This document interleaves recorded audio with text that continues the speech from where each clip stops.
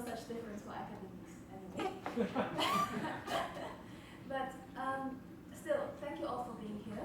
And it's a great pleasure to speak again here in this workshop. And I would like to thank the organizers again for arranging this. Also the workshop in Shanghai, so that we could carry on from there. Today I will be talking about quantum heat engines. In particular, I will present a generic model for a quantum heat engine. And I would like to look at what is the maximum efficiency that one can achieve for such machines. The materials in this talk can be found mainly in these two papers, which I have written with Stephanie Redder, who is my supervisor. She's a professor at the QTech Institute in the Netherlands. And Michel Woods was a postdoc in our group, and he's currently based in UCL London. So we're going to delve into quantum heat engines for in a minute, but maybe I will start by describing a very simple approach, which might seem very nostalgic to most of you. So in essence, we're going to look at what a heat engine does in essence. So we start from a heat path. So this is essentially a state which is in thermal equilibrium, meaning that it has a well-defined temperature and the occupational probabilities are of a Gaussian distribution. We know that this is a very unique state from classical thermodynamics because it represents the time average behavior of a system. And we also know that given a heat bath, it is impossible to extract work because all energy in this heat bath is of a form of heat. But it is also known that once you have two baths of different temperatures, then one can always utilize this temperature difference in order to extract work. One can do that by using some kind of machine. And the net result would be the output of an amount of energy which will later be stored. We call this work. It's either stored in an ancilla system so that we can retrieve it later, or it could be simply done to induce mechanical motion on the system. So this is a picture that most of you has probably seen in, I don't know, first year of thermodynamics class. And the efficiency of such a system is given by the ratio of two quantities. The first quantity is, of course, the amount of work that you extracted, where the second quantity is the amount of heat that flows out of the hot bath. And this quantity is typically a number which is less than 1, because only a fraction of the energy taken from the hot bath will be extracted as useful work, while the rest will be dissipated irreducibly as heat into the cold bath. So heat engines have a very central role in the study of classical thermodynamics, because people would probably not care so much about constructing a theory of thermodynamics if it weren't for the fact that there exist certain heat engines. They were designed to perform certain tasks. For example, this is a steam engine, and it is used to power a train. Now, Harry Potter fans will notice that this is actually the Hogwarts Express from the series. But this engine is, of course, this train is, of course, not fueled by magic. It's fueled by a thermodynamical process. And this was the very heart of thermodynamics since its birth. We had such engines, and the question was, what is the maximum efficiency that can always be achieved by engines? How do we achieve it? And, well, so that we can maybe improve the designs on existing engines. And this is also why Carnot's work was so important at that day, because he showed that if you have two baths of different temperatures, then in principle you could always build a machine that extracts work according to a efficiency, which is maximum given by this value. This we know as the Carnot efficiency. The nice thing about the Carnot efficiency is that it is not dependent on the bath structure. So what is the working fluid that you are using for your different baths? It is only dependent on the temperatures. Of course, we all know in classical thermodynamics that the process that achieves such a maximum efficiency is always the one which is infinitely slow. So it's not very practical, but it's a very good subject to study when you are interested in the fundamental limits of what can be achieved. So this will be the context for today, and we move on to talk about what are quantum heat engines. So how do they differ from classical heat engines? I would say that what I've described about a heat engine fits so far. We still have thermal baths. The goal is still to extract work and store it. The main difference is that now your systems are very, very much different from the ones that compose classical heat engines. So the analysis also becomes very different. Here are a few example features of what could be different in a quantum heat engine. First of all, you might or might not be dealing with finite size heat baths. This is never really the case in classical thermodynamics because you always have an infinite reservoir. This is always assumed that you have an infinite reservoir of a certain fixed temperature, so that after one cycle of a heat engine, the temperature of the reservoir doesn't really get changed. But this might or might not be the case when you're dealing with the analysis of quantum heat engines.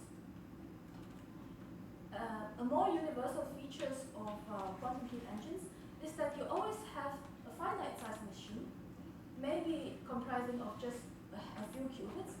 It is a device that works at the interface between the heat baths, and it helps the process by coupling the baths together. It interacts with each of the baths in a successive manner to result in the output of work. There's also the problem of work being a more debatable definition in quantum thermodynamics. And we've talked about this in the workshop at Shanghai, but maybe to summarize, the reason for this is because you have now an ancilla system that stores the amount of work that you extracted. And for this ancilla system, it could be a very small quantum system, such that the energy scales of gaps or the gaps in the system or the thermal fluctuations in such a system, they are of more or less the same scale of the amount of work you extract. So in the case where these fluctuations become non-negligible with respect to the amount of work you extract, it becomes less clear how one should rigorously define what is work, how one should separate it from heat. Finally, there's always the problem of entanglement and coherences happening in the process, and you're not really sure because they don't have any classical counterpart. You're not sure how does it change your heat engine. So before we go into the generic model of describing heat engines, I would like to present to you a couple of explicit examples that people have studied throughout these years. The first example is a theoretical scheme. It involves, it is actually, instead of a heat engine, it is a refrigerator, meaning you are interested in cooling instead of extracting work. It is a scheme that comprises of 4 quantum dots, and each of these quantum dots are connected, coupled to a different thermal reservoir of a different temperature. And the interaction Hamiltonian between these dots are engineered in a way such that the net effect that is achieved is cooling down the temperature of one of these blue dots. Okay. Second example, yeah? Has the first example been realized experimentally? No. It is a theoretical scheme. They are trying to talk to certain experimentalists to try to realize it, but I'm not sure whether there's any progress yet. The second example is even simpler. The machine is really small. It is a pintree. You have you have basically 3 energy eigenlevels. It is non-degenerate, and each of these energy gaps are coupled to qubits, which are taken from large thermal reservoirs of a specific temperature. Now, one can write down then an interaction Hamiltonian that describes all of these paths, the machine, and here is what they call the battery, the work system, and such that once you have this interaction Hamiltonian, you can look at the steady state limit of this process, and what happens is that the amount of average energy on this battery system is continually increased at a certain rate. So third example, my favorite one so far actually, because it has a very physics flavor to it. This is an optomechanical setting. Here in the middle, you have your machine. This is a single mode of the electromagnetic field, and it is coupled to two reservoirs of different temperature. So the coupling will cause this mode to undergo a series of expansions and contractions. And this mode is also coupled to a piston, and the piston to a rotor in such a way that through the expansion and contraction of this mode, you will start to induce rotational motion on this rotor. So there are, of course, very, very many explicit examples of such quantum heat engines out there in the literature, both in theory and experiment, although today I have picked mostly the theory ones because I'm most familiar with them. This is just a flavor for you to see how quantum heat engines can be specified in different settings. So let's, after talking about this, let's come back to the subject of how one should define work for a quantum heat engine. As we have said, you have the problem of energy fluctuations that are not negligible anymore in the quantum regime. So it's always been an ongoing debate about, well, how should we define it? In fact, I think Nicole, Chris, and I would probably have a very, very long discussion, and the end would probably be that we will agree to disagree. I'm not sure about that. Let's see. I want to do that. Yeah? I want to do this. Yes. So one of the common features of defining work nowadays, which was inspired by one-shot information theory, is the concept of epsilon deterministic work, or what you call worst-case work. There are also several different subvariants of how you should phrase this, but it usually has the flavor of saying, except for some failure probability governed by this epsilon parameter, I would always succeed in extracting some amount of work. That cut-off amount will be the amount of work that we define as what we extracted. So there are also other approaches. For example, if you look at a small change of the total energy of the system, one might also attempt to separate out work heat contributions by saying that this comes from the change in the Hamiltonian, so this is considered as work. Well, this is from the change of the state. It has maybe incorporated the change of entropy here, so this should be considered as heat. I think that this is actually quite a specific way, which does not apply to all models. In some cases, it's certainly a way to define it. So discussions have also been coming from a higher level, meaning that you start off from a set of axioms.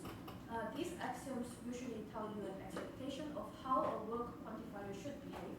You must have these properties, A, B, C, and then you discuss what are the quantities that would satisfy these set of axioms.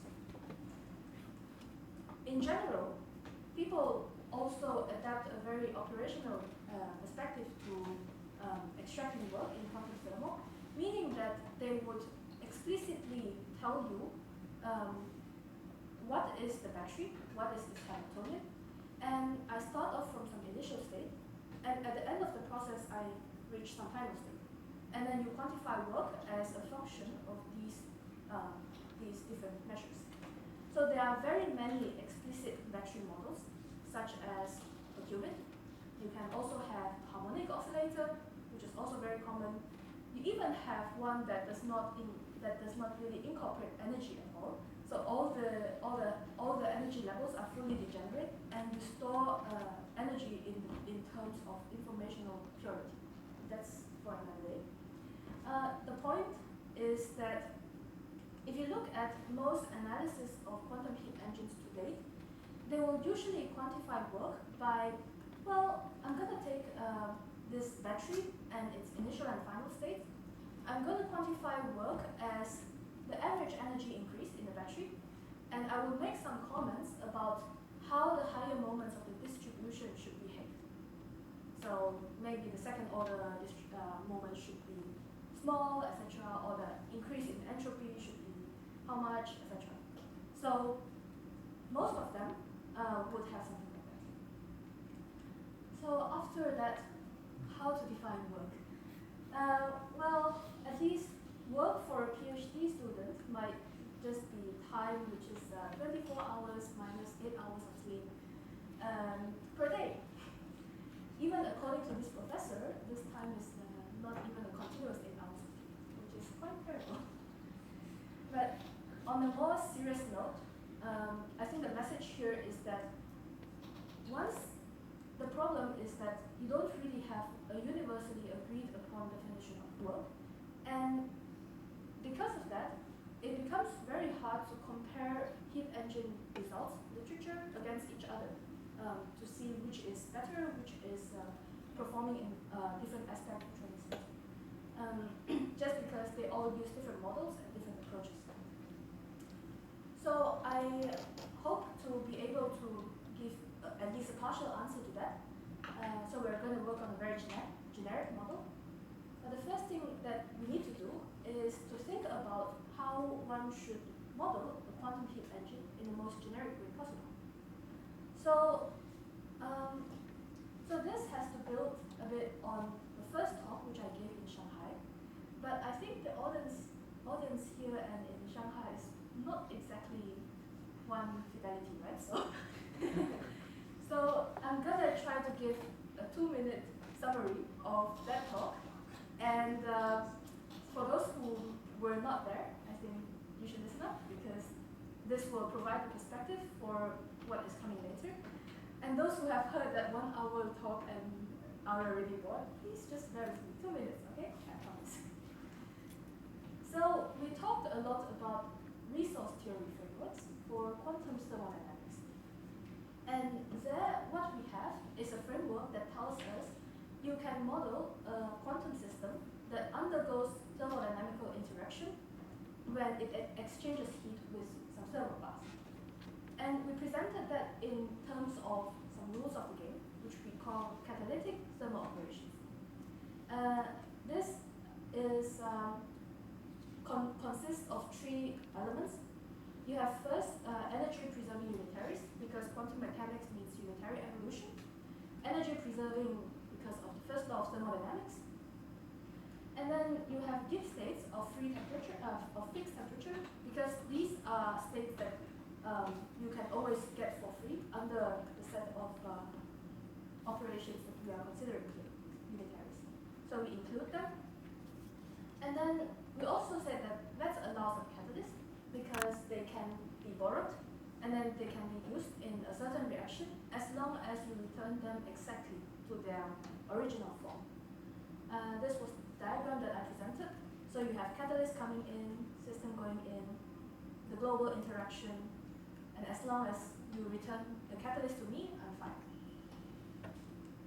So we asked via this framework, what are the possible states, transitions that can go from some state rho, initial state rho, to some final state rho time. And we showed that that can be phrased in terms of what we refer to as the generalized second laws. So these are second laws that are more stringent than the classical laws of thermodynamics. And we also showed that it can be applied in order for us to study the amount of work that we need or the amount of work that we can gain from a certain process. 2 minutes, right? Okay, I'm done. So, yeah. I wasn't actually kind of, Yeah. What is the catalyst doing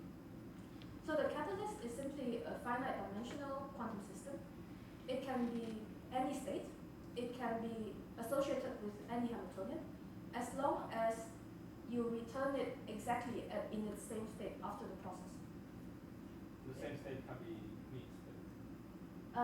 So all of these states are mixed states in general. They're just density matrices.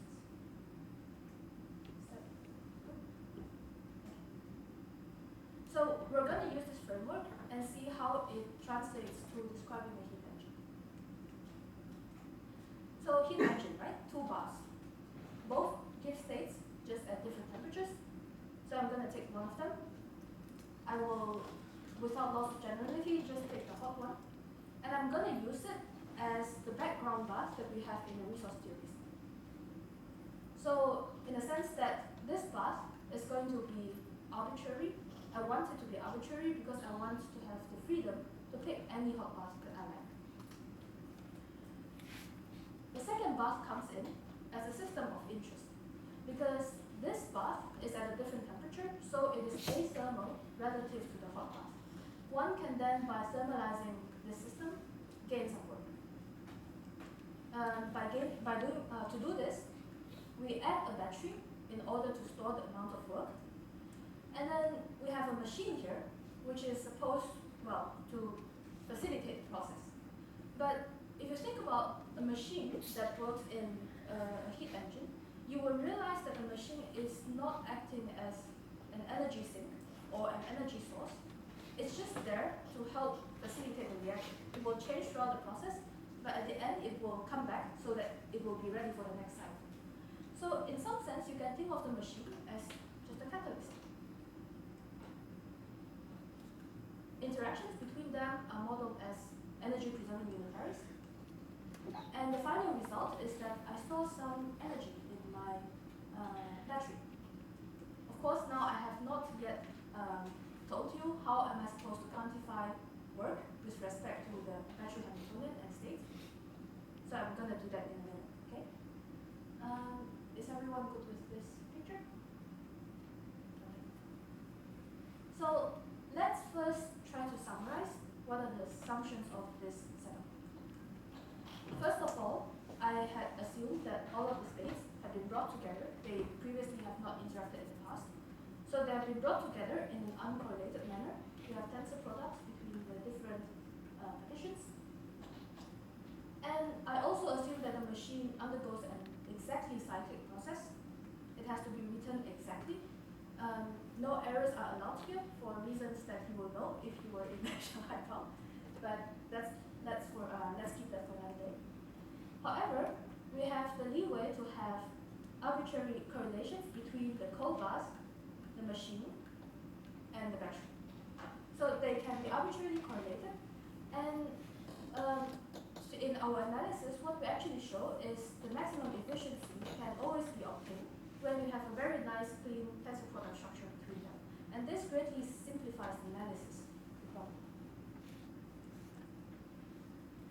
The third assumption comes from resource theories themselves, because they are applied to state spaces, which can be arbitrarily large, but they are finite dimensional and discrete in structure. Finally, all of these things constitute an isolated quantum system where you don't have energy flow in and out of the system. Question. Yeah. So in order to get the maximum efficiency, is the total state has to be, is it necessary to be a tensor product state? Is it necessary? I mean, you say that it can't be, but is it necessary? So the maximum is always achieved here. Whether there are other states with correlations such that they also achieve the same efficiency, that I don't know. So rho 1 stands for the state after. Yes. This is, of course, we can easily achieve this tensor product. We have to be very. Yeah. So the last part of this model comes from how we should quantify work. And as I've said before, I'm interested in what is a single short case work. And to do that, I want to implement a battery model. So of course, usually for for single shot work, we will talk about a qubit, where the energy gap can be tuned. But you can, without loss of generality, use another battery Hamiltonian. And here what we use is actually a quasi-continuum Hamiltonian. It means that you have discrete energy levels here, but the gaps can be arbitrarily small. Okay. And what makes it single shot is that I have this generic battery model, but I fix the initial and final states. I put the constraints on the initial states and final state of the battery to get single shot. So, for example, perfect work is something that, well, you can take very literally. It's perfect, meaning I start out from some energy eigenstate Ej on my battery, and the final state that I want to achieve there is a higher energy eigenstate Ek without any error. Okay. So later we will see how this can be slightly relaxed, but this is something very ideal and very intuitive because you are increasing the energy by a specific amount and there's no entropy introduced into the battery. Okay, so specifying everything in the model, you ask when is the transition possible. So this can be answered by applying second laws to look at the initial state of joint state of the cold bath and the battery and the final state here. Let's try to look at what the macroscopic second law says. It says that the free energy of the system with respect to the hot bath should always decrease. This is necessary and sufficient for a state transition. On the other hand, if you look at microscopic heat engines, quantum ones, we know that they are governed by a different set of second laws. The macroscopic law is just a subset of the generalized law. And here, what we have, instead of just a free energy, we have a whole set of generalized free energies that will all have to decrease. And since now we have picked specific states here, such that they are all block diagonal in the energy eigenbasis, these conditions are necessary and sufficient. So we can use them to find the optimal amount of work that is extracted. So let's continue. Let's first start with the framework, and let's try to apply the laws of classical thermodynamics, which is just the standard second law, free energy must decrease. Let's see what we get for the efficiency. Okay? So I assume classical thermodynamics. I assume that we want perfect work. Then, using the macroscopic second law, we will be able to derive the optimal amount of work extracted if you have corresponding to a final state on the cold bath. To evaluate efficiency, you still need to look at this delta H, which is amount of heat flow out of the hot bath. But of course, you also have energy conservation. So delta H can be written as a sum of W plus delta C, where delta C is the amount of energy that flow into the cold bath. And what you see now is that because the model fixes the initial states of the whole system, now the efficiency is simply a function that depends on which final state of the cold bath you go into. And this means that finding maximum efficiency is maximizing the quantity over rho C final. Performing the maximization, you will see that Carnot's results are completely recovered. You have that the maximum efficiency is of the Carnot value. You have that it's always achievable independent of the cold bath Hamiltonian. One very interesting thing to note is that